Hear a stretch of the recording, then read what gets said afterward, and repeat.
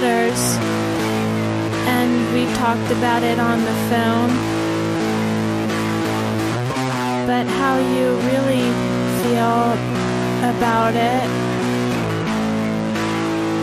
I don't really know.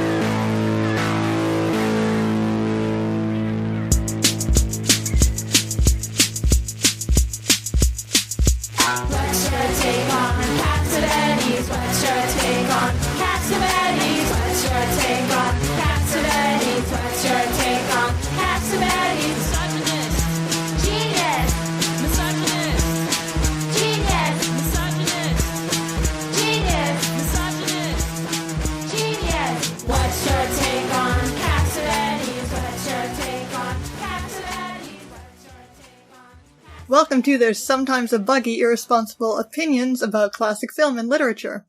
That's Elise. I'm Dave. And this week, as Elise alludes to, we are going to be discussing Melville Français, which is my special subject for May. I thought we'd get a little mileage out of the interesting factoid that two major French auteurs made films based on Herman Melville books in 1999. So we're going to start out with Claire Denis' Beau Travail, and then Leo Carax's Pola X. Based respectively on, or loosely based, we'll talk about how faithfully or not, on Billy Budd and Pierre, or the Ambiguities, which is where Pola comes from. In French, Pierre ou les Ambiguités. Yeah, exactly. We'll start out, we'll talk a little bit about Herman Melville himself. So he's a major, at this point, maybe the major American novelist of the 19th century, if you ask some people. If you ask the man on the street, I guess, they've heard of Moby Dick and maybe not anything written by Henry James. No, probably not Henry James, no. Or Hawthorne, for that matter, although most people, at least in our day, were still being forced to read The Scarlet Letter. Forced. In high school or as undergrads.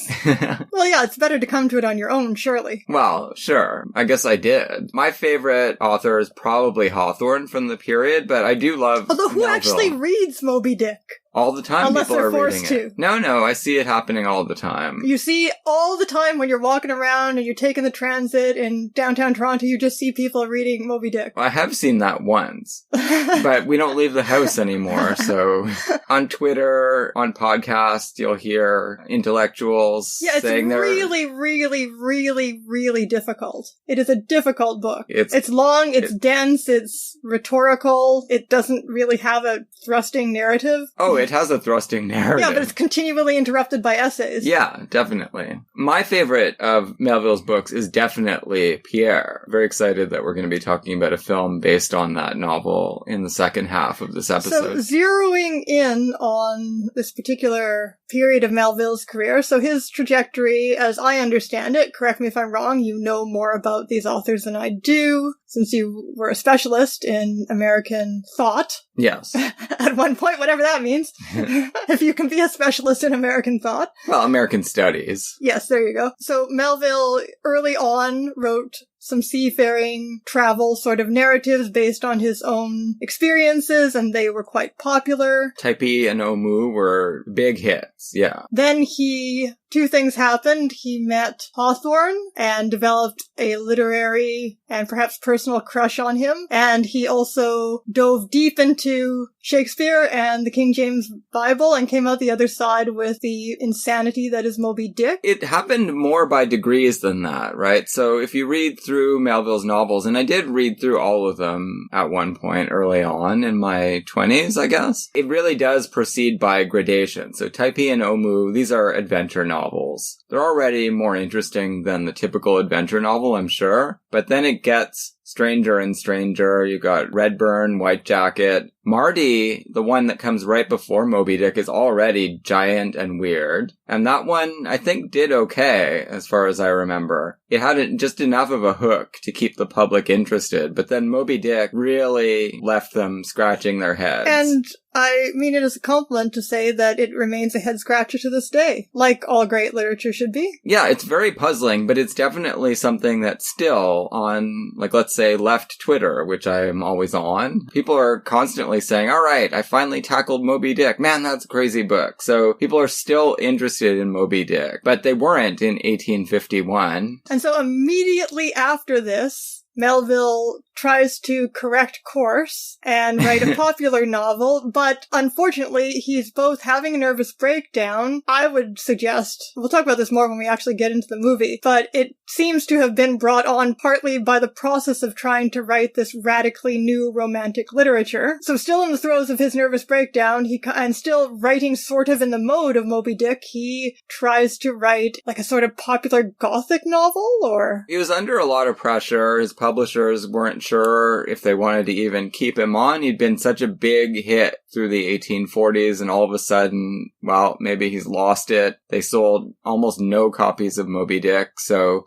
he tells his publisher that he is working on a book calculated for popularity. He's like the fable of the author who finally decides to just... give him what they want. No, I mean, before that, stick by his guns and just write from his gut and not care about popularity, and it absolutely sinks him like a stone. But then when he does try to write for popularity, that's what marks him out as even more of a preternaturally brilliant writer in some ways. He just couldn't not be brilliant because he can't have normie instincts. I think that's... But he did. He obviously did at some point. That's what I'm saying. You mean Taipi and Omu? Yeah. Well, sure, I guess so. Your take is that his popularity was always a fluke. Oh, it was always a fluke, for sure. Obviously, when he tries to give them what he thinks they want... Like David Lynch doing Twin Peaks. It's just a fluke. Yeah, I mean, he has no idea what a normal book is like at all, clearly. Here, it was a real shock once again for him when he's sending in the early chapters and people are writing back to him saying, no, this is worse than Moby Dick. You're going further from the mark here. And it seems to have completely crushed his brain in for a time. He had to withdraw into a funk, and then when he returned to the book... This is the kind of evil that can be done to you. Like, you know, most authors like us, Dave, for example, would kill for a little bit of popularity, but this is the kind of evil it can do to you if you just happen to have some popularity, but you're not actually a popular author. It happened to Tennessee Williams, too, after his first two plays. A more recent vintage and a different medium. You've got Kurt Cobain. Sure, I guess. Well, that's different, though. He couldn't not be popular. Well, yeah, that's true. That's completely different. Yeah, I guess he was trying pretty hard to not be popular. But there's arguments about that, like, such as the fact that they were making perfect pop songs, so he was probably more ambivalent about popularity. Melville, the amazing thing about him, like, he didn't go the way of Cobain. You'd think, okay, the way I'm talking, well, he's not long for the world. But no, he's about 30 when all of this starts to happen, and he lives into his 70s, and for most of his life after this point, the early 1850s, he works as a clerk. Right, which is immortalized in his often anthologized short story, Bartleby, the Scrivener? Yeah, I mean, he wasn't a scrivener, but sure, he gets into clerk type office politics. And, you know, when Hawthorne had money problems, he got the customs house, and later he gets to be part of a diplomatic corps. Hawthorne, one of his best friends was President Franklin Pierce, maybe the worst president of all time, but still a president and able to give Hawthorne lots of patronage. Melville, when things start going bad for him, he just basically has to go work at the post office or something. I forget what he did. Yeah, like us. Like normal people who haven't written Moby Dick, unfortunately, or fortunately. So this is the kind of stuff that Melville had to deal with. Apparently, the New York Daybook published a venomous attack on Pierre. This is from Wikipedia, obviously. Headlined, Herman Melville crazy in all caps. Well, it is a crazy book, to be fair. And you know, that's amazing, because that sort of thing, I don't know what the hell the New York Daybook is. I guess it's like a very local... There were so many periodicals at that periodical. But it's just hard to imagine that ever happening anymore, like something like this even getting into print so that people would, you know, an author popular enough at one point that anyone would pay attention to it and that people would react to it. Like everything is that gets published now is just so polite and genteel. And I'd have to think about that because I don't really know enough about the contemporary publishing scene. Certainly I don't have a... When is the last time you picked up a newspaper to see a review of a novel that went, such and such is crazy? Well, you definitely see that someone has done something really unpopular and is now cancelled because they've written like a terrible misogynist scene or something like that. It's not the same, but this did have, I mean, this kind of overreaction did have something to do with, did we mention that the book is about incest? We didn't mention that. It's a full spectrum piece of craziness. The style is crazy. The structure is crazy, partly because he stopped writing it, and then when he started writing it again, he just decided that his protagonist is a famous young novelist, and that had never been mentioned before. And then, for some reason, did not go back and try to smooth this out, or, just start the novel over again or anything. No, there's no continuity efforts there. He just gives it to you as is, as it came to him. And obviously, the subject matter is deeply disturbing to mid-Victorian mores and also probably to contemporary mores. So, Dave, why is Melville writing about incest? Why? Yeah. It is a common romantic trope. Yes, well, that's what I'm getting at. Oh, good. But apparently not common enough in New England at the time. So apparently Melville had been reading about the life of Byron. This is where this first appears as a trope in Romanticism, in that there were rumors that Byron had an affair with his half-sister. Yeah, sure. I don't know who started the rumors, possibly Byron. He was just that kind of guy. And he was, a celebrity like a pop star. Yes. The poet and aristocrat, George Gordon, Lord Byron. Scandal magnate. Yeah. Yeah. He was like a Kardashian, but he wrote poetry. And that in England, which there are a lot of similarities, obviously, between the popular culture of England and America, but this is one major difference. Americans at that time didn't even want to gossip about someone who was this fucked up. They just wanted to not think about it. England kept producing these pop star-like celebrities long before there was pop music. First Byron, then Oscar Wilde, that they then were fascinated by. The press would be, and the public would be fascinated by them, but would also persecute them. Yeah, sure. In Oscar Wilde's case, to prison and death. Well, Shelley as well. Right? Shelley winds up in exile. Again. And then in France, it's another story altogether. Like, you could commit incest and nobody would raise an eyebrow. You could write about incest in every book, and much worse things. Well, they did put the Desaad in prison, but...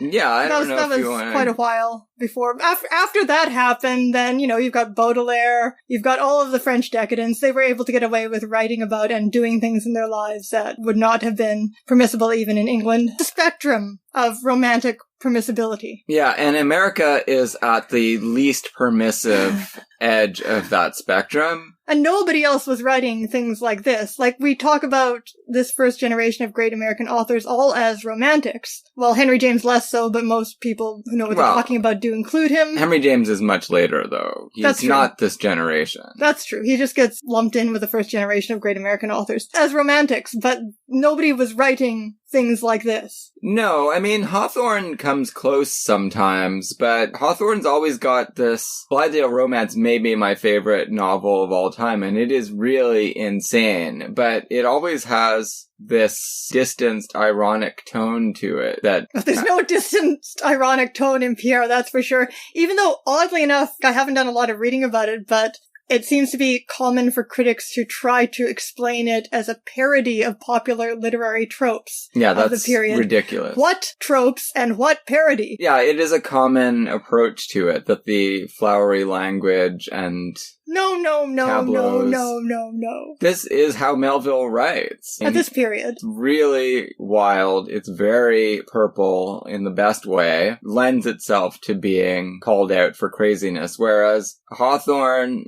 He's writing about crazy things, but he's always so much in control and snickering at you behind his prose that you can say a lot of things about him, but you usually don't get the sense that a madman is behind the story. And James is writing about practically nothing at all. Definitely crazy things normally are not happening in James' novels. However, he writes about it in the manner of a madman. Yeah.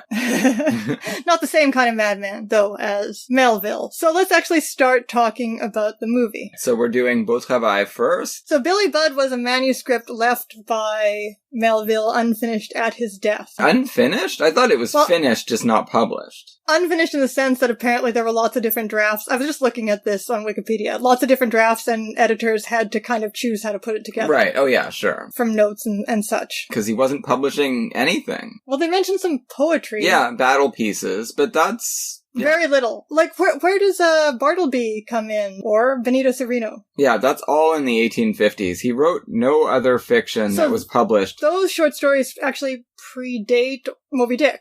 No, they're after Moby Dick. Oh, okay. Moby Dick is 1851, I think. Okay, so he didn't completely just lose his mind after Pierre and not be able to publish anything for a those while. Stories still came out. Okay. Or they were still collected in the mid-1850s. All right. But he wasn't making enough to live on, and he had to go to work at this office job, and he just wound up staying there for 40 years or 30 years. And he did write some poetry, and he wrote Billy Budd, but it wasn't... Yeah, he turned to poetry. There has been a film adaptation starring Terence Stamp as Billy Budd, and like a straightforward adaptation. Yeah, Robert Ryan as Clygart, his persecutor, and Billy Budd as the handsome sailor who was persecuted. This movie barely, even lightly, with the gentlest fingers, touches the plot of Billy Budd. It's really just a nod in the direction of the subtext in Billy Budd. It's more like Billy Budd has almost randomly been chosen in order for there to be some kind of narrative thread. It's a movie about the Foreign Legion. That's what it is about. Yeah, but that is the same, right? So it's about men in a kind of military context. So that is definitely the same. And it does revolve around the one-sided enmity between a kind of repulsive mid-level command structure guy and innocent, beautiful young man. Yeah, except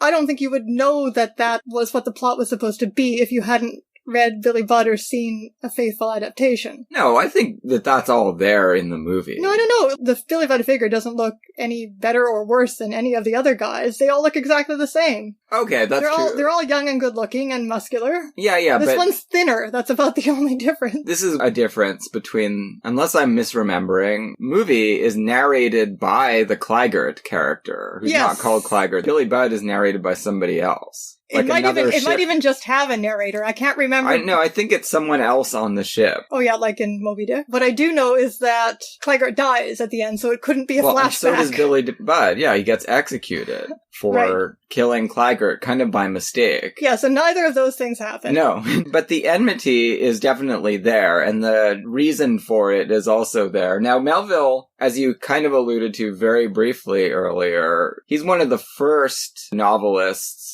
who was kind of recuperated for the queer canon. And did I allude to that? When did I allude to that? Oh, he got a crush on Hawthorne. Yeah, that was news to me. You told me that. I knew that his work was considered homoerotic in places. Every place.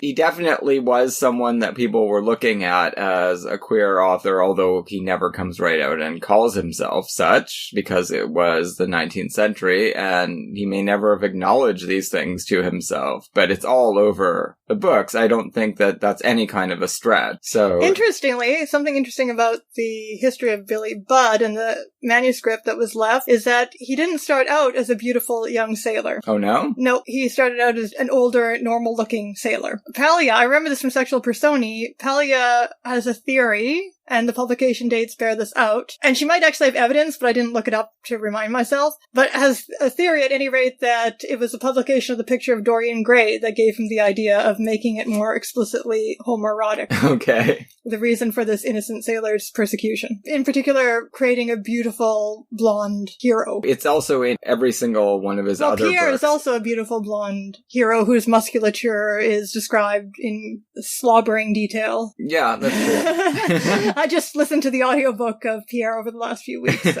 you can still hear those descriptions. I did think of that chapter from Moby Dick when we saw the shot of the salt lake before, where it just looks like frozen sperm, floating frozen sperm. Oh god, before we actually get some context for it. It looks like tundra to me, but that's good too. Frozen sperm. Frozen sperm is what popped into my head. Where our hero almost expires at the end of this movie. One thing that was really great about this pairing, I thought, is that we've got a crazy author, an over-the-top, insane author from the 19th century, being adapted, on the one hand, by someone with a very... cool and classical aesthetic. In fact, one might even call it a fascist aesthetic. But we'll talk about that. And then Pola X, directed basically by the cinematic equivalent of Herman Melville. But Billy Budd is written in a very, much later and in a very different style than Pierre. I suppose so. So that's suitable. I do think that Claire Denis' approach is more detached than from what I remember of the Melville story. It's not one of my favorite Melville stories, so I haven't really revisited it. What I recall from it, I don't think I've read it since my early 20s. I've read it a couple of times. It is a psychological study. Yeah. And you're inside the characters' heads, even if there is a narrator that's none of the main characters, the whole time, right? And so things are pretty tense and heated. So not so in this movie, really. Okay, let's actually talk about what's going on in the movie. To me, this seemed not like an adaptation of Billy Budd, but like an adaptation of Susan Sontag's essay, Fascinating Fascism. Like Claire Denis had read the essay and read what Sontag had to say about fascist aesthetics and been like, I'm going to make a movie either about that or that is that. Well, it's interesting that this came out in 1999. That's also the same year as Fight Club.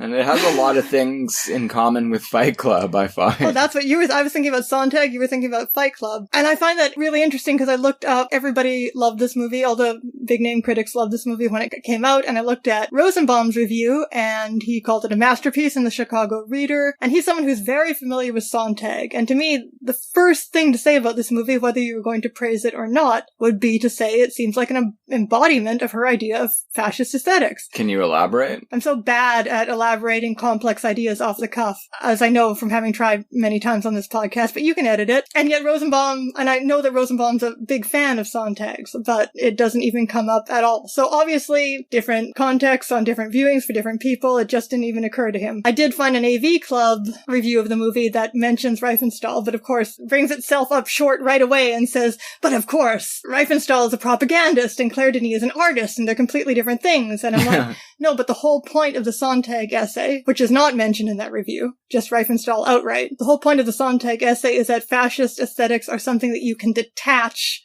from fascist politics. Or can you? As often with Sontag, it's hard to actually elucidate what kind of conclusion she comes to. But the context of her essay, she was writing about a coffee table book of photographs that Riefenstahl had just come out with, The Last of the Nuba. She was photographing an African tribe, and Sontag took this as an occasion to reflect on both Riefenstahl's rehabilitation as an artist, you know, how it is now considered okay to like her movies and her Nazi propaganda movies on the basis of their beauty, of their, pure aesthetics. Similarly, she saw this Last of the Newbie book as being part of Riefenstahl's rehabilitation in the sense that it was showing that her aesthetics weren't racist, right? Right. Here she is showing us the beauty of an African tribe. But then Sontag is like, well, but actually, perhaps her basically worship of beauty, particular kind of worship of beauty and physical culture that she brings to her documentation of this tribe, that is fascist aesthetic still. It's the same thing that she brings to her Nazi films, right? Her Nazi propaganda films. You can detach it from the political context, but does that mean that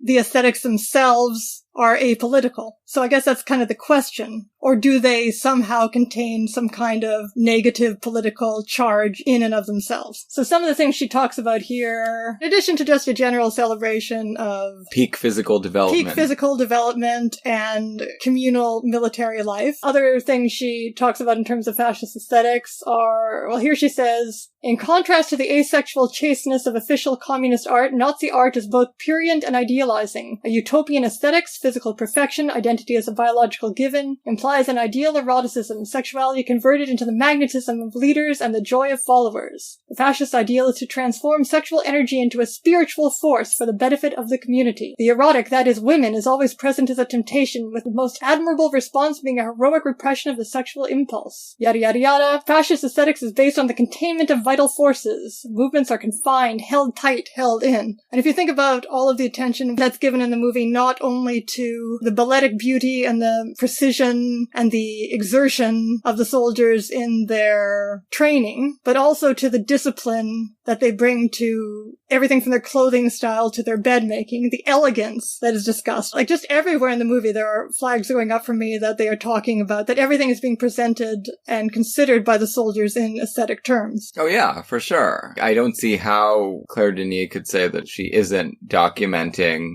a group of fascists. I mean, they are the French Foreign Legion, after all. Yeah, and so she brings to the documentation of literal fascism, fascist aesthetics. And the question, of course, for me watching this is this a celebration? No, clearly not. So you say clearly not. I do think that it's a pretty well thought out analysis of the deeply dysfunctional group dynamics here that are it's going to unravel at a certain point. Sure, that's in terms of the narrative, but in terms of our response to this as a work of cinema, we are being asked to enjoy the beauty of these men's physical lives, basically, and their bodies and their group dynamics and what their bodies can do, and the discipline through which they put them. I suppose so. I don't know. When I watch it, I think these guys are putting themselves through a lot for no good purpose, and there's all kinds of these seething resentments going on. Well, you don't think this is a consciously and deliberately beautiful film? But that doesn't take away from the fact that it is a kind of self-destroying beauty. Well, I guess that's true. I think that's fair enough. It's almost like instead of there being a figure Billy Budd, what he represents, that aestheticized vision of unattainable masculine beauty, is transferred onto the whole group,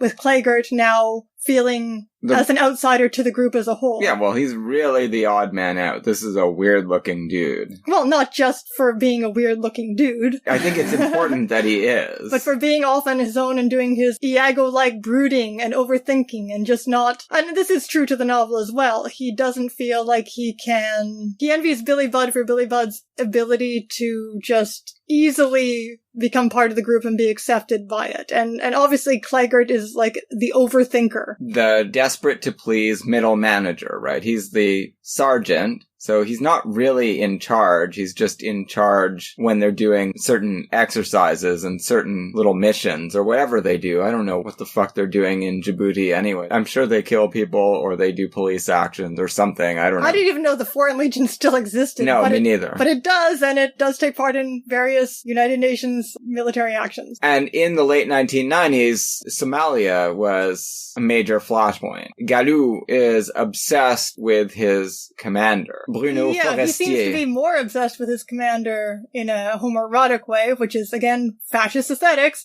than with Billy Budd, which I don't remember being the case in the story. There's Captain Veer. Yeah, and he's an important figure. Very important. But it's true, I think I don't recall Claggart being especially attached to him. Not this attached. Yeah, she's definitely flipped the love triangle over onto more the Galou and Forestier side. It almost becomes like a sibling rivalry with Billy Budd. Yeah, well, exactly. And he is afraid that the commander is falling in love with Santin. Is that his last name? The Billy Budd character? Something like that. Yeah, Santin. And we have that one scene with Claggart's not there, but it feels more like this is something that's going on in Claggart's, Galou's fevered imagination, where he has this little talk with Santin. The captain is saying, do you know your parents? Yeah. And he's an orphan. He was found in the staircase. A good find. Yeah. That's how it was translated. Exactly. A beautiful discovery is more like what it sounded like to me in the French. But other than maybe that scene, there isn't a lot to suggest that the commander is actually attracted to or falling in love with this character.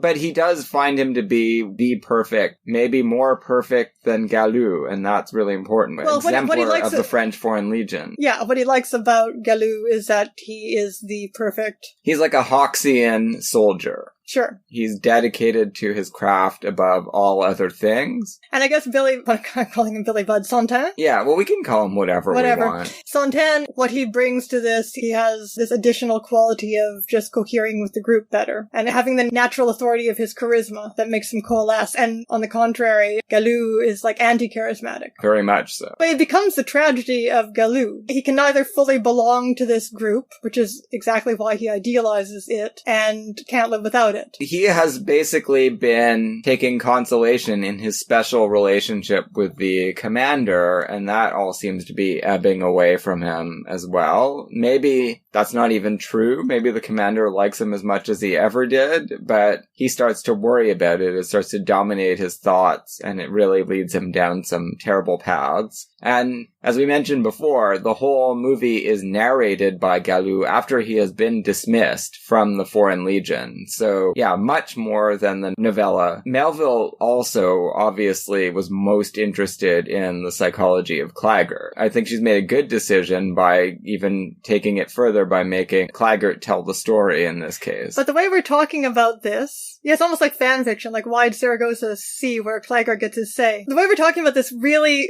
overemphasizes the narrative, though, because the movie is primarily about, although as you say, they do feed into each other thematically. Yeah. The movie is primarily about watching the grace and beauty of these men as they punish themselves for an ideal that nobody can articulate. It's not even an ideal. But we see what the ideal is, which is their common life together that is full of sublimated sexuality that can never be expressed because that would destroy their common life together. Yeah. Now, to me, I am just way too overfamiliar with these themes for this movie to have brought, as well executed as it is, way too overfamiliar with these themes for this movie to have brought anything surprising to me at all. No, me neither. We've never seen it, and it was kind of exactly as expected. Exactly. I've seen a couple of images from it before, and that set me up for, oh, it's about fascist aesthetics and group dynamics in the military, and that's exactly what we got. Yeah. So, now critics have talked about, obviously, the overwhelming beauty of the movie, which would have been much more overwhelming if we'd been able to see it in the theater. We did plan to do that once, and then I think I had the flu or something, because they did show it at TIFF. It'll happen again. This is by Claire Denis' regular collaborator, Agnès Godard, who's a cinematographer. A female gaze. Yeah. And also the editing is talked about, the shots are talked about, all of those things that we are not well-versed enough in technical language to be able to describe to you. Not that any other critic tries to do that either. They just say, great shots. Yeah, and they are expressive of the idea. Form and function are in sync here. Again, if this was my first encounter with any of these ideas, including fascist aesthetics, the movie would have been much more exciting for me. You know, if you're teaching a course in masculinity studies, this would be number one. But that's actually a terrible thing to say about a movie, that if you're teaching a course in X, show this, because it does make it seem like it is devoid of surprises. Well, it is. Like it's just like a thesis, a pretty looking thesis movie. Well, no, I guess the one surprise in it is how likable it makes the Claggart figure. Not likable. What did you think of that final scene? Oh, I love that actor. He was really good. Where he just like flames out by himself on the disco dance floor at the end, which contrasts his personal, individual, alone choreography to the group choreography, the opera-backed calisthenics yeah. that the men are doing in the course of the movie. The ending was the first surprise for me. Did take it up a notch for me. Not just the ending, but the through line of that performance, I think. So, in contrast to usual comments about Claire Denis in general, and this film in particular, you actually think the dramaturgy, the dramatic arc of the character is the most interesting thing about the film. Yeah, the decision to have him be the narrator and for us to look at it entirely through his eyes, I think was genius, because otherwise, no, it would have been... I still don't think this movie is as good of a dissection of the kinds of things it's talking about as, say, Starship Troopers, which came out right around the same time. It is a pretty impressive translation of Melville's work to the screen onto Pola X. I guess what we should start out with saying here is why incest is a romantic trope, other than the fact that maybe Byron did it and it was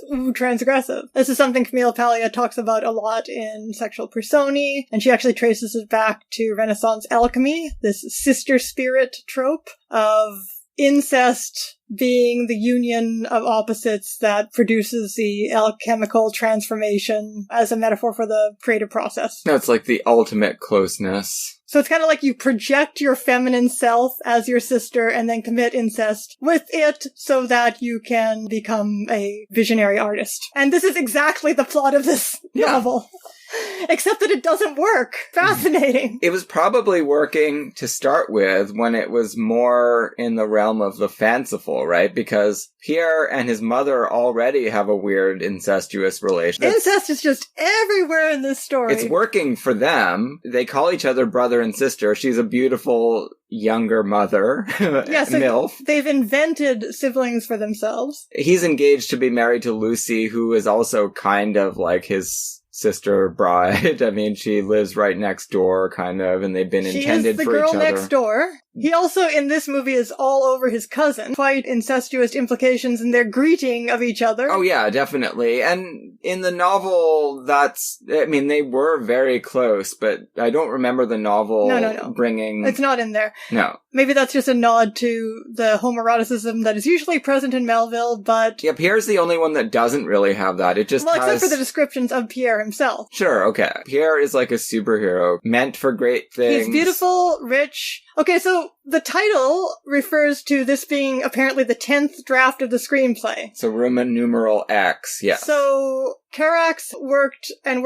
trying to turn this insane novel into something that he could film. And he did it. And holy fuck, did he do it. He has smoothed out the structure a little bit. Yeah. So he doesn't have Pierre turn into a novel 3/4 of the way through the screenplay. No. Or the movie. It's there very early on. Although we don't really get a sense early on of what a big deal he is. We do, because one of the early scenes, he and Lucy are walking by like a presse cafe kind of place. Yeah, that's the only kind of glimpse we get at it. But other than that, there are posters everywhere with his book on it. So if my book was on posters everywhere, it would be a big deal. But his identity has not been revealed. Well, no, that's even more exciting. He's an anonymous generational voice. It seems like a marketing scheme. Yeah. Right? I didn't really get a sense of him early on as a generational voice, as you said, having written the novel of his generation. His name is Aladdin. We also get the cousin earlier. The cousin kind of comes out of left field in the novel when they move to London. Glendinning Stanley? Not London, New York. It might as well be London from the dialect being used by the coachman, but apparently it's supposed to be New York. Nobody is speaking normally in this novel, so that's okay. Right.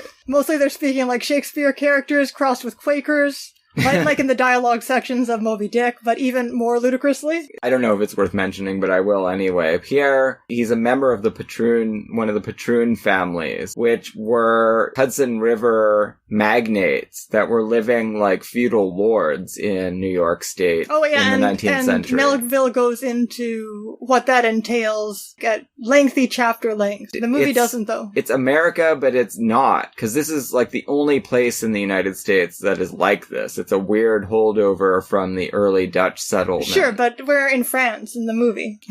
So it translates fairly well to aristocratic France, because it's already a strange... Like, America has its own very fucked up class system, but it's not usually exactly like this insanely old money. Feudal lord, yeah. Yeah. So as you were saying, if this was fan fiction written by a woman, Pierre would be a Mary Sue, because he is beautiful, virtuous, strong, well-built. Brilliant, and rich. Yeah. About to marry a virtuous, beautiful young woman. Blonde, blue-eyed, romantic typology comes into play here, definitely, from the 19th century. But ethnicity also comes into play. Well, that's what I'm saying. Yeah, more particularly in the movie than even in the novel. We'll have to talk about that change, and also about when exactly the movie is supposed to be set. Well, it's definitely in the 1990s. It's contemporary. They're talking about terrorist attacks constantly. What is this war that we see at the beginning of the... No, that war, that's the past. That looked like World War II to me. It did look like World War II. What does it have to do with anything? It's just apocalypse, that's all. But okay. Isabel is talking about where she grew up. Well, they do, at a certain point in the movie, pinpoint the era in which his father was a diplomat, which was the 1970s, and he worked to help refugees, I guess, or people who were displaced by political events and war in Eastern Europe. So this is the 70s, so what kind of conflict with his encounter with Isabel's mother have come out of? I was thinking... And the actress is Russian, and they seem to be Eastern European. And that's all very vague, right? What you just said there is the most we get about her background. I was thinking that she's from Yugoslavia, possibly. The timelines don't line up exactly because the real problems in Yugoslavia don't start till the early 90s. With the ethnic cleansing, everyone killing everyone else. So she wouldn't have been a baby when that was happening. Right, and then she talks about further conflict when she's sent back to wherever she came from in Eastern Europe. Bosnia is what I was thinking, right? Because people were bombing each other and massive human rights violations, civilians being killed left and right was going on throughout the 90s in Yugoslavia, so... But anyway, the context, I assume, for this... Like, even up to, I don't know what it is like now, but even up to, say, the 1970s when Roman Polanski makes A Tenant, France has a reputation for Nazi-occupied, Nazi-friendly France. These are ethnically homogenous states. They are... paranoid about Jews. And everybody else. As racist and horrible as North American states are, and they are, no excusing them, European states are obviously a lot worse. They're still not quite used to the idea of having more than one ethnic group within their borders. So that is the context that I had for this, which makes sort of his relationship with Isabel and the results for him even more pointed than in the novel, where she's supposed to be an Italian, or her mother is supposed to be part of a group of Italian refugees in America. In the 19th century, that's fucking because bad. Italians aren't white, right, at this point? Right.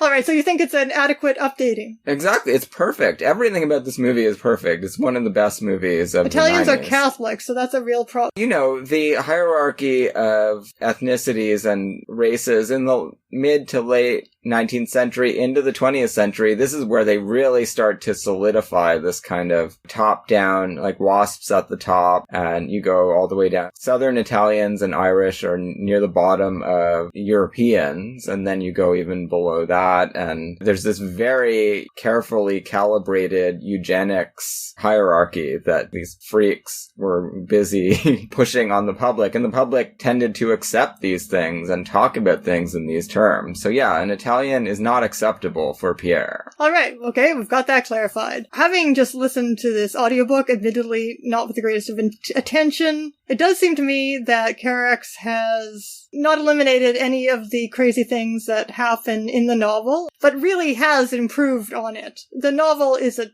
ungodly mess. Well, I won't go that far because I love Pola X. Again, it is one of my favorite movies, but Pierre is one of my favorite novels. I refuse to make a decision But it's an ungodly mess. Yeah, but that's part of what I love about it. Sure. So I am not going to say one is better than the other. They're both brilliant. Well, anyway, this screenplay, although it's an incredibly long movie, and was received as being insane. Yeah, I don't think it did well. I think it was bashed, wasn't it? Yeah, it was not well received. It was mixed at best. Oh, I'm looking at it over your shoulder. Budget 11 million, box office less than $1 million. So that is not a good performance. No, but I mean, even by critics. Right. No, nobody liked it. So he managed to reproduce the effect of Pierre so well that he also destroyed his career. It seems like it, or something happened where he didn't make a movie again until Holy Motors, so that's 13 years later. He did a segment of a multi-director movie. In terms of making his own movies, it took him more than a decade to get it back together to do one. I've only kind of glanced at some articles on him, but he does seem to have an Elaine May type reputation about going hard on the budgets of his producers. Yes. So that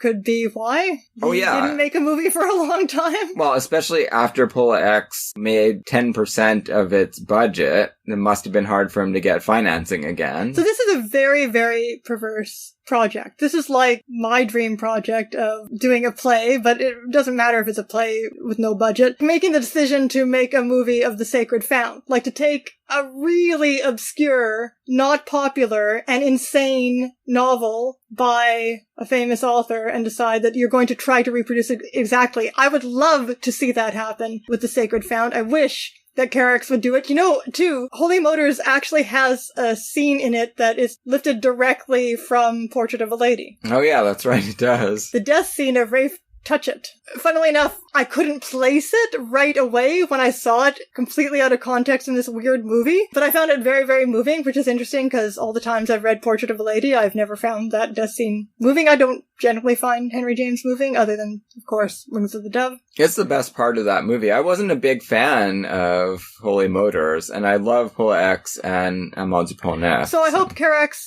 decides to bomb his career again sometime by doing a French version of The Sacred Found. And Blithedale Romance, maybe. That would be good. Sure. Do them all. Should we get into it? What do you think of the change to make his relationship with Lucy overtly sexual so that she's not? Although even in the novel, it's not like the usual dichotomy of the dark woman is sexual and the light woman is not sexual. No, that's what makes it... Because Isabel isn't really sexual either. No. He's drawn to her by a magnetic, mysterious force, yes, but I'm not sure if sex is the force. But sex is the force. Mystery is the force. Isabel and Mystery. Mystery and Isabel. In the audiobook version I read, the narrator the actor narrating it had to actually come up with a song for Isabel and Mystery. Yeah, with her guitar. Which is just the words over and over again. Mystery and Isabel, Isabel and Mystery. Over and over fucking again. I think it makes perfect sense, because this is not a movie, as you say, where it is an either or and, it makes them more parallel, which seems correct. It is correct. They're parallel to each other. Everyone is wonderful in this story. Everyone is someone you're rooting for. There's not anyone that is lacking in any way. No, but by parallel, I mean, like, almost interchangeable, which is kind of daring and interesting. Yes. At the philosophical level, even... like in the scene that substitutes for the sex scene, where he and Isabel have a Shakespearean philosophical dialogue in the bedroom instead of fucking, although there's a lot of sexual tension during it. Yeah. They even have that discussion where he says that vice and virtue are just one shadow going one way and one shadow going the other way, shadows of nothing. Very typical of the prose in the entire novel. You've got the gloom of that light and the light of that gloom and all of these intermingled binaries. That's basically the whole point of the ambiguities in the title there, right? So yeah, I think obviously Melville doesn't have any explicit sex in the novel, so the choice wasn't there for him to have Pierre be fucking both women, but it seems to make sense thematically. It should be both of them, yes. Neither or both. And so since you're gonna have, and I think it's correct to have it, because they're young, engaged couple, they wouldn't be waiting to have sex in the 1990s. True. Perfect sense. There's not any repression there. They don't hold anything back from each other most of the time until he tumbles down this rabbit hole of incest. Yeah, like actually with kind of almost like an Alice in Wonderland rabbit showing up, running around all over the place till he follows her. Yeah, and also making crank phone calls and heavy breathing phone calls. And what do you think of the casting of Catherine Deneuve? It's pretty perfect casting for her. She's a little too old. Yes, if you're going by the novel, she should really only be like 15 years older than Pierre. But I mean, what she signifies in French cinema kind of makes up for that, because she barely even has to be there as a character in order for us to understand the character. Also, Deneuve is really an extraordinary actress. She has like an incredibly limited persona, but within that she has a vast range. In that, she is quite similar to Grace Kelly, whom she's always compared to. God, no. Not the biggest fan of Catherine Deneuve in the 60s, but I really love her in this role. I'm not either, which is why I can say with absolute objectivity that I think she's an amazing actress. I really studied her when I was writing about Repulsion. She was only like 20 in that movie. The story does follow the novel pretty closely. We do get this period of bliss where everything is functioning as it was intended to. Actually, in terms of archetypal plots, the only thing I could call to mind as a comparison is Shadow of a Doubt. Yeah. Although that has a murder mystery element instead. The way he discovers Isabel, it's different. The lead up is different. There aren't lengthy passages about the portrait where he studies pictures of his dad and tries to discern whether his dad might have been an unfaithful husband at some point. And in the novel, I believe that he doesn't know who Isabel is, but he does see the girl in this sewing circle group, and she cries out when she hears his name, and that's where he gets the idea of the face. In the movie, which I think is an improvement, it's just a premonition. Yeah, he's been having nightmares about it or dreams about this face calling out to him. And he has told Lucy about it, but she doesn't think he's told her everything, and she's very jealous and feels shut out from this part of his life. But he keeps saying, well, I don't know anymore. I told you everything. Of course, soon he will know more, and he doesn't tell her. So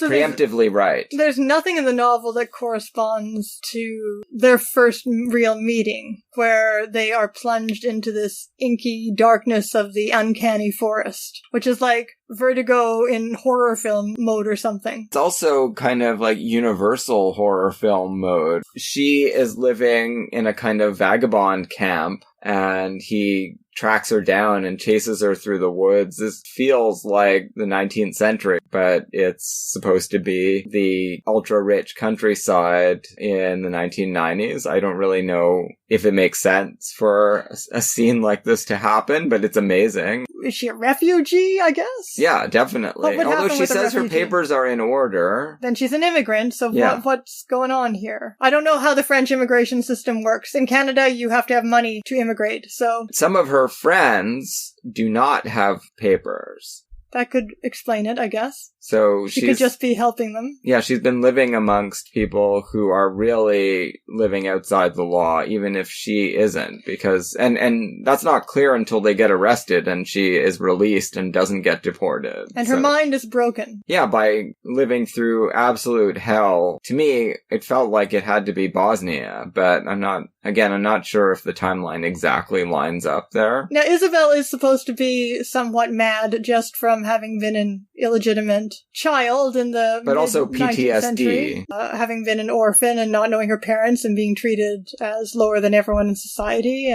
But Isabel in the novel has been in America longer and can speak perfect American, but Isabel in the movie has just gotten to France and is speaking broken French. Yeah, so I'm glad that you were able to see that. Well, I mean, it's in the subtitles. They wrote it that way. Oh, did they? Yeah. Okay, yeah. She's speaking French like I would speak it if I was forced to with a gun to my head. She can only do the present tense. However, she is incredibly eloquent within that range where she describes her experiences, and Pierre is chasing after her and hearing all of this. And anyway, this is a deeply weird, David Lynch level weird scene. So much of this movie is, yeah. This just knocks Pierre off his appointed course. He's no longer on the same trajectory he had been on before. He's faced with a choice. There are no good choices to make here. And that's always my favorite narrative structure, actually. So someone who you become invested in, you feel like they are a good person who would do the right thing if there was a right thing, and there just isn't a right thing. Well, in the novel, this is all kind of telescoped by the casting of Catherine Deneuve. In the novel, Pierre takes some time to consider what his mother's reaction would be and realizes his mother's limitations as a person, after the reader having been presented with idyllic version of their relationship. The perfect sympathy between them, but on a really shallow level. Yeah, exactly. If anyone gets out of step with their established patterns, it's not going to continue in the same wonderful way, clearly. And yeah, Catherine Deneuve, because she is always so surfacey and cold,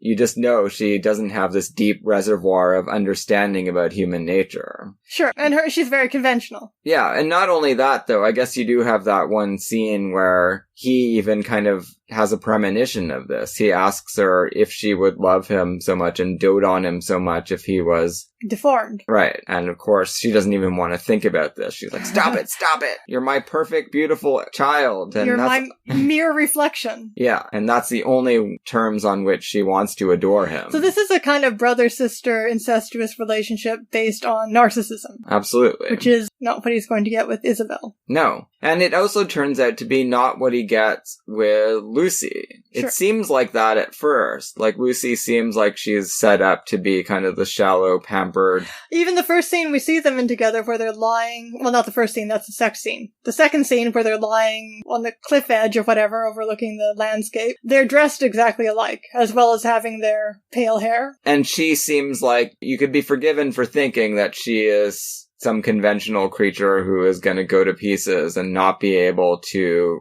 rethink the cosmos if different inputs come her way, but she really surprises everyone, including Pierre, later in the novel. Yeah. I wondered if that was supposed to have come just out of the depth of her love for him. Because she's supposed to be absolutely devoted to him. Yeah, exactly. But that's not what you'd expect from this kind of conventional arranged marriage. And she says that she has this deep love for him, but I feel like at the beginning of the novel, and maybe the beginning of the movie, if you haven't read the novel, you are thinking, well, she doesn't really mean it. She is just going to be a fair weather fiancé. No, she really isn't. The way in which the movie dwells much more than the novel on this theme of immigration, of immigrants being unwanted. Great. Because, the illegitimacy thing, they need something else to give a stigma. Yeah. Right? The illegitimacy thing isn't going to be very important anymore. So it's the fact that these are immigrants in the French context. Yeah, despised outcasts. So they go to Paris to live and for Pierre to start his new life over. Made it clearer to me something that is discussed in the novel but wasn't clear for me listening to it, which is the idea that part of what Pierre is getting out of this relationship with Isabelle is that he wants to make this great sacrifice of his privilege. I find it less intentional than that. Well, it's very intentional in the novel. He keeps talking about how he wants to make a virtuous sacrifice for her. Okay, sure. He does want to do that. He wants to extend the protection of his name to her and his family's prestige. It doesn't work, though, because he immediately loses all that prestige by associating with her. Yeah, exactly. So he's gaining much more than the sense of sacrifice. He's actually gaining widened experience of life and of the condition of so many people in a society that he has never thought about before. Well, yeah, and this is the precondition for him to be able to write in a new way. But somehow, and this is the interesting part of the book and movie, somehow it doesn't work. But that's because once they move to Paris, or New York, or London, the book starts becoming about its own creation process. It does. It's a postmodern novel, just like Blithedale Romance. And Melville can tell that his project of writing in a whole new way is failing, possibly because he already did it in Moby Dick and he doesn't have to keep trying to do it. No, but this is even more of a new way. Yeah, he wants to find the door that's beyond the door of Moby Dick, and there isn't one. He wants to lift that white veil and see the nothing on the other side of it. Well, he says he wants to write something so terribly truthful that it's worse than a plague. That's amazing. Well, we're living in a plague right now, so that would have to be pretty bad. And again, this is not coming from a place of cynicism or diabolism or any of that. It's coming from a place of absolute goodness in the novel, and I think the movie manages to make you feel this way about this guy. I think Guillaume Depeltier is great. That's a very American thing. Of course. In any other romantic novel, nothing would be coming from a place of absolute goodness. In America, it often is. In the literature, anyway. Warped goodness. I think that is a very hard thing to convey, and, the novel and the film both do it. This is not a resentful guy. This is a guy who has been absolutely insanely privileged, and everything that goes wrong for him comes from his realization that not everyone else in the world enjoys the same kind of deference that he has been accorded. And that's seen in the taxi. Well, this is another improvement over the novel. Yeah, it's an amazing scene because there's so many levels of critique going on. They're in the taxi with a driver who is an immigrant. Yes, he adds a layer because in the novel it's just that the taxi driver, the coach driver, is being an asshole. Yeah. No, this guy is clearly also in a kind of uncertain status in France and is worried about being associated with the wrong elements because he could be deported. Ever deepening, people take on this Foucauldian sense of self-hatred because they are not the normative French citizen, and they start spewing all kinds of xenophobic garbage at their fairs. And when Pierre white knights and tries to stand up for Isabelle and her refugee friends, he gets everyone arrested except himself. He's totally fine. The police are like, what happened here? And he doesn't get into trouble, but the cab driver gets hauled off, and Isabelle gets hauled off. And the cab driver says that he's immediately asked how long he's been prison in France by the police, and he says he's been there 15 years, so he can still get in trouble at the drop of a hat, no matter how long he's been there. Yeah, this stuff is really fantastic. We do get the sex scene. But before that, there is this wonderful sequence where they really do have fun in the city against all odds. Oh, I was going to say, this little family, it's wonderful. Yeah, because Melville's prose, long-winded prose, is replaced by these scenes, like a brief, kind of their own idyll before things go downhill in this newly created bohemian, marginalized family. Yeah. They have to live in a shithole hotel. Sure, but that can be fun if everyone is doing it in the right spirit, and they get to go to the zoo, where Pierre remarks that the elephants hate all humans because they stink. Which proves to be a fatal remark. Yeah, again, so Pierre can make these remarks, these philosophical remarks, but when they're repeated on the street by this young refugee girl, she gets killed for it by some brute. I mean, that scene is insane. It's astonishing that none of the three people parenting this child have ever heard of a concussion, but I'll just have to give the movie that. Well, I don't know. I think Pierre does know that. He keeps saying we need to get a doctor, this is bad, but then he defers to the two women who say no, she'll just sleep it off. Then they're the idiots. They're not the idiots. They know that they can't call a doctor or the police because there'll be deportations immediately. Oh, right. They don't have any papers. So that is probably why the doctor is put off. So they're just hoping they don't need a doctor because they know they can't get one. Right. And Pierre doesn't insist on his point of view, although... I thought it had to be something like that, either the expense of the doctor or... But yeah, your explanation makes more sense. Well, because after she dies, they say, we can't call the police, we can't report that she's dead, we have to just leave her here and escape, because the mother will be deported. So there are a lot of great scenes of Pierre just being very maternal with this child before she dies. Like, specifically, there's the scene where he imitates the mother monkey. Really great, and the actors are all up to the challenge here. Well, yeah, it looks like spontaneous interactions. Yeah, at the Chinese restaurant, everyone's having such a good time. I love the assertiveness of the little girl when she says that she's going to stand down there on the steps. Yeah. Tells Pierre that she's not moving, she's going to stand down here. Not on the street, stand right here. That doesn't prove safe. No, she doesn't explain that she's going to insult everyone that walks by. So after the little girl is killed, that's when they move to the anarchist, artist... Noise Rock Collective, yeah. Well, that's Noise Rock Militia. That's Scott Walker's music. I don't think that's Scott Walker himself playing the conductor.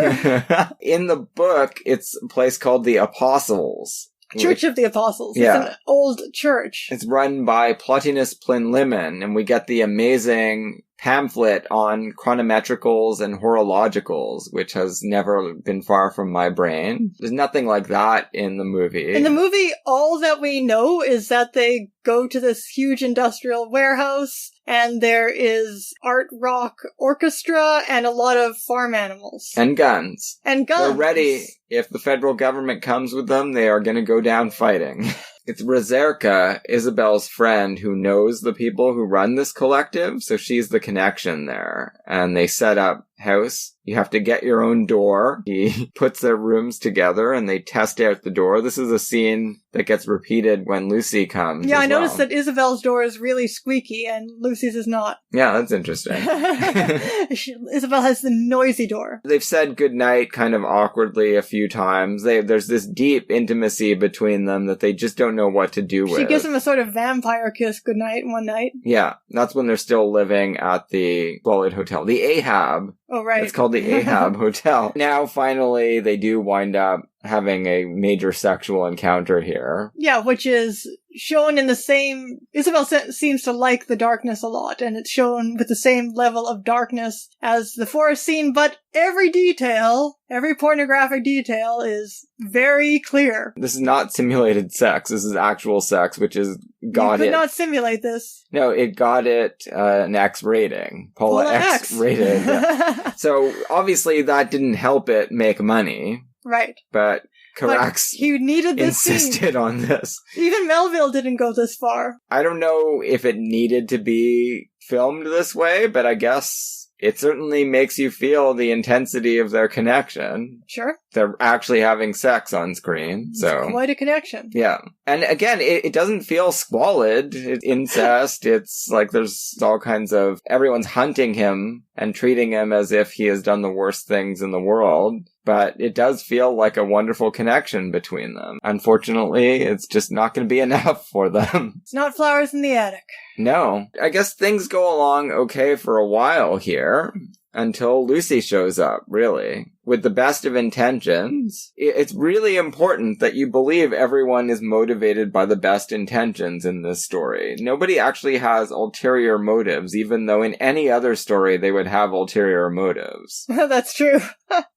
Yeah, no, Lucy shows up because she thinks Pierre has chosen to live as a saint. Like, she only sees the motive of him giving up his privilege, basically. Right. And she's not there to win him back. She's not there to confuse him. She's there to somehow share his lot. Yeah, she decides well, it's like they form their own little commune within the commune. Yes. And she is it's fascinating. So he gets saddled with these two women. His connection does not seem to be particularly after the big sex scene with Isabel. Obviously there was some tension, sexual tension there beforehand, but at this point where he's just kind of losing his mind and growing a beard and turning into Kurt Cobain physically and gets a cane at some point. Well, he gets beaten up, yeah.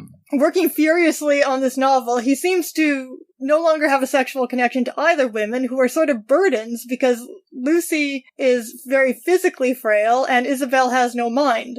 Well, she has a mind. She can't work. Well, no. She's broken. She offers to work at some point, and Pierre's kind of just like, no, this can't happen. No, it's not going to work. She sits in her, when she's not thinking about Pierre. She thinks about her dead friends, which... No, I'm talking about her accordion. Oh, yeah, okay. She plays on her accordion, so she has something to do while he's working on this novel. It's a very tenuous arrangement that could be destroyed at any moment. So he thinks that what he can do to save this situation is just write the greatest novel of his like the real greatest novel of his generation. Yeah. Now, we've seen him, he has these meetings with his agent, who is telling him it's not happening. And this woman is a complete anachronism. Like, she seems to be transported out of the 19th century. And she's not from the novel at all. No. She's some kind of masculine attired female agent or publisher. And Isabel's in men's clothes the whole time, too. The agent says, you're meant for creating this side of paradise type stuff, I guess. Like early F. Scott Fitzgerald. She basically says, and this is something like Carax has superimposed on the Pierre plot, because nothing like this happens in the novel, and it doesn't sound like Melville himself. So maybe he's talking about himself at this point, Carax. Maybe.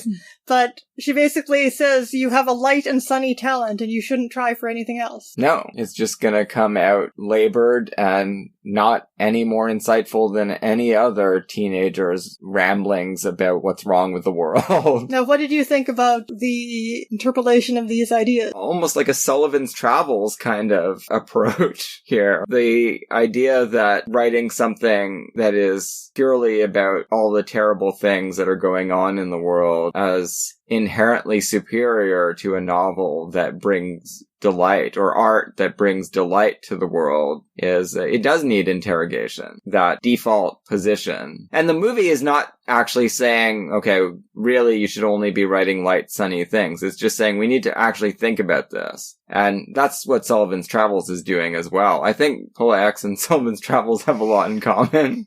Okay, especially the fact that the heroine wears men's clothes most of the time. Sure. I don't know, it was just, since I read the audiobook, I don't have the best detailed memory of the novels, considering how much Melville rambles in it. Like, he spends about 4 chapters just having Pierre ramble about the new work of art he wants to create, but I don't remember that idea being foremost, the idea that he has to write the terrible, terrible truth. Well, I thought it was. I mean, I haven't read the novel in a few years. But I mean, the terrible truth, at the level of abstraction that Melville and Pierre are thinking about it, is like the beyond of the beyond of the beyond of, like, the unnameable thing, naming the unnameable thing, like the same thing that structures Henry James's novels, right? Like, it's just a completely abstract idea. It's not particularly attached to any social reality, that's for sure. All prompted by his discovery that there is terrible sorrow in the world. And terrible betrayal, right? I do think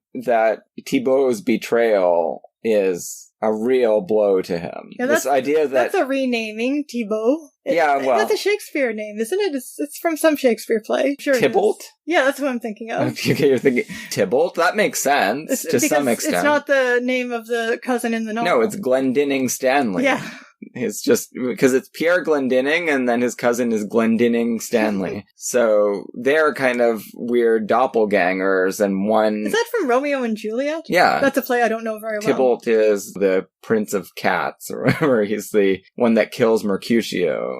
He's an asshole. Yeah, he is. Okay. Maybe that's it. That scene where they first show up in New York, his first thought is, I'll go to Thibault's place. And he's going to take care of us because we have this long-standing, really, really sibling-type relationship. They're not just cousins. He and Lucy... Incestuous siblings. Yeah, they all grew up together. That was the threesome before Isabelle gets involved. It was Thibault, Lucy, and Pierre. In the movie, yes. Yeah, and they get to Thibault's happening apartment, and it's, these yuppies having a great time, and everyone keeps saying, oh, Thibault's not here, and he just forces his way in there, demands to see Thibault, and Thibault denies him in, the most brutal way. In the movie, Pierre also has pepper spray all over his face still, so he looks even more like a maniac. Just...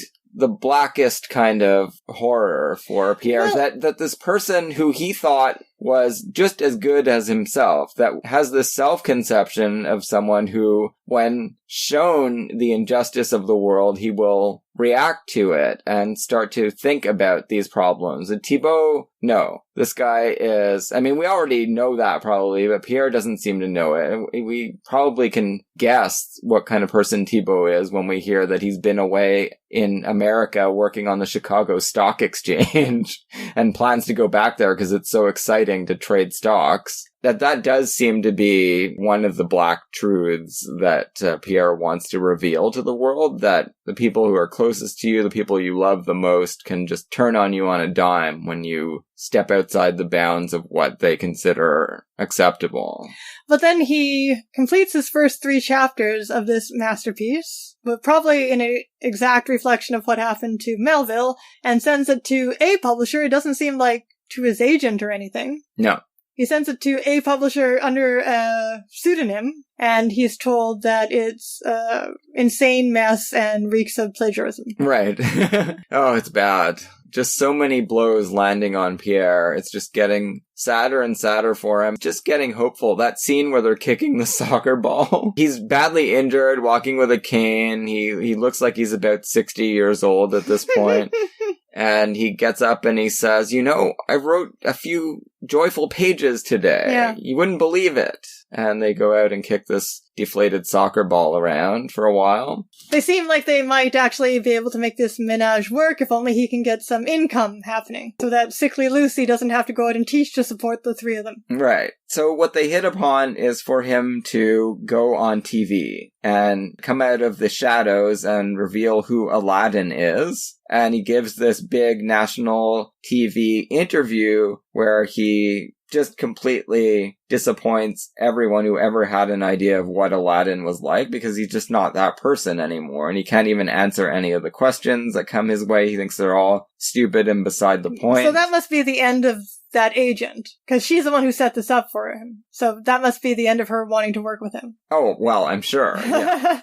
And the end of anyone's interest in Aladdin, right? That's it. He has just punctured so many illusions. The fans are booing him pretty quickly when they start to realize that this guy is not what they thought he was. This is just the end for Pierre. He is no longer... Thibault, he hasn't just washed his hands of Pierre, though. He is actively working against him. Well, especially once Lucy goes back into the Pierre camp. Yeah, because I'm confused now, but in the novel, she actually is engaged to him for a while. She rejects Thibaut, and this is too much for him. She's run off to live as the third wheel in this incestuous relationship with Isabelle, and it's a huge blow to his self-conceit, and he feels like he's entirely justified in going and thrashing Pierre and grabbing Lucy back from his orbit. Now, he can't do it because there's a gang of militia people armed with guns and very powerful dogs, and he has to run away that day. Artists with automatic weapons. Yeah. Thibaut, he's looking for his opportunity,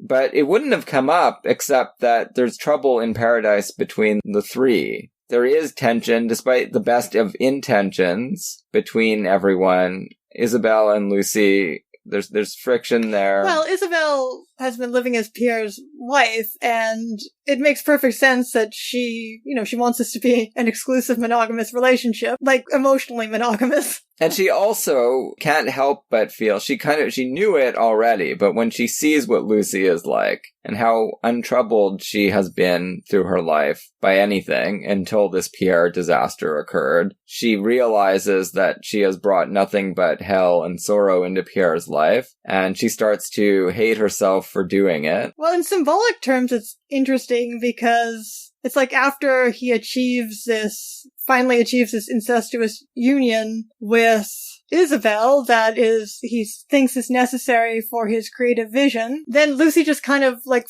floats back in a dreamlike manner, just floats back into his life. Like you would think that he hasn't purged this side of himself after all. And like I say, no, he hasn't. They both come back and they are both now not really in a sexual relationship with him. Like as in Wuthering Heights, he needs both sides to be around, but in a different way, because in Wuthering Heights, Catherine needs Edgar because a large part of her is very conventional and just wants to live like a normal... The lady of a gentry property. Yeah. And then Heathcliff represents everything in her that is not that, which she calls her soul, right? Yeah. But here... They're both his soul. Yeah, Lucy doesn't represent conventionality. No. Because she joins them in their bohemian existence. She represents his capacity for happiness. I guess so. And satisfaction with the world. But then what does it mean that he seems to... It's almost like her coming back means that he is making a recovery. Yeah. Except that expelling Isabelle doesn't turn out to be his recovery. Well, no, because that would be callous. But he also can't maintain both of them. No. No, it's very tough. It's an insoluble problem. Symbolically, I'm just trying to work all of this out, that's all. Isabelle, for her part, she is like the terribly depressed person that everyone is saying, come on, come out of it, things are different now, cheer up, and she can't, and we understand why she can't. She just becomes suicidal when she realizes that she starts to feel like she's in the way. She doesn't understand what her place in Pierre's life is at this point, and she tries to write herself out of the story, jumping into the Seine, I guess. And she doesn't die. She's rescued, brought to the hospital, and here Thibaut can seize on this opportunity to create more mischief. Well, Isabelle says to him at a certain point, this is before the incest scene, I think. They discuss the nature of the relationship, and he asks, where are we together? And she says, outside. So it's like... Yeah.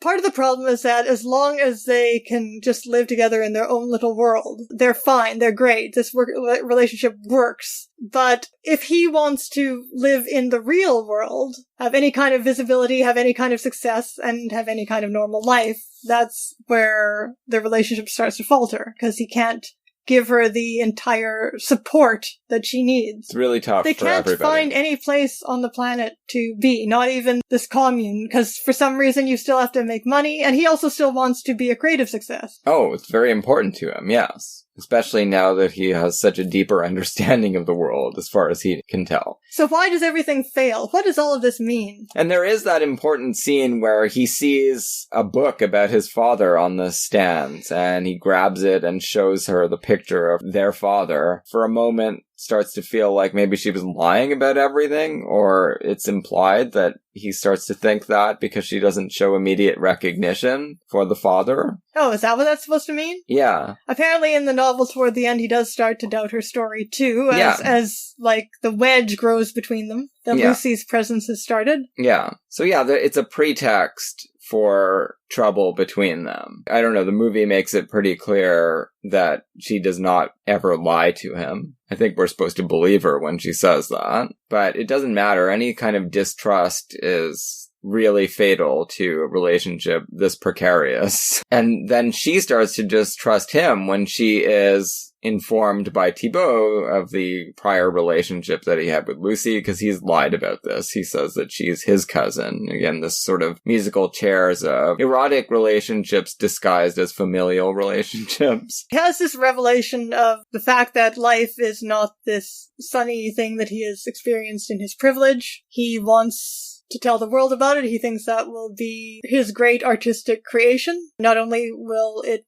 bring attention to problems, not only will it serve a social role, but it will also be the great artistic subject that will require him to learn how to make an entirely new art. The next chapter in the career of the great artist who was once known as Aladdin, that will be consigned to the period of juvenilia, and now he's into the mature period. But none of that is happening as planned. Well, because he can't seem to communicate. No. This experience. He can't, and this is, again, this does come up as a theme in James, so it's a common enough theme in 19th century American literature. The incommunicable. Yeah, the sublime. Yeah. Unfortunately for our characters here, what happens to Pierre after all of these disappointments, all of these bulwarks he has erected against going completely insane, drop away one by one, he is left with the ending of a revenge story.